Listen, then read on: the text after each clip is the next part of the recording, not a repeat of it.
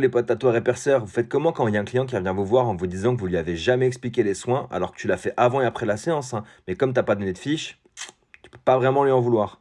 Bah, c'est le thème qu'on va aborder aujourd'hui dans la vidéo, alors enregistre-la pour rien oublier. Tout ce que tu dis à l'oral, c'est hyper fragile. Le client, il peut être très vite oublié ou déformer des choses que tu lui as expliquées. C'est pour ça qu'il faut lui filer tous les documents possibles. T'auras beau rappeler les consignes et le prévenir de ce qu'il faut éviter, part du principe qu'une fois franchi le seuil de ton shop, il aura absolument tout oublié. Qu'après la prestation, tu lui files une fiche de soins qui récapitule tout ce que tu as dit avant et après l'acte et qui indique aussi les signes qui doivent le pousser à demander un avis médical si besoin. Et tu lui envoies pas non plus ça par DM, hein, ça passera pas. Et l'idéal, c'est que cette feuille elle soit aussi rattachée à son projet. Comme ça, si jamais il revient te voir, tu peux lui rappeler que non, elle lui a été transmise à la fin de la prestation. Si tu sais pas comment faire ça, viens chez Invoice, on a mis en place des automations. Comme ça, tu pourras rédiger toutes tes fiches de soins, tu pourras même les customiser en fonction du client, ainsi que lui envoyer par email. Et ça, il pourra pas l'oublier parce que ça sera tracé. Donc pour toutes les questions sur les contenus des fiches de soins, n'hésitez pas à les poser en DM ou en commentaire, je répondrai à tous vos messages.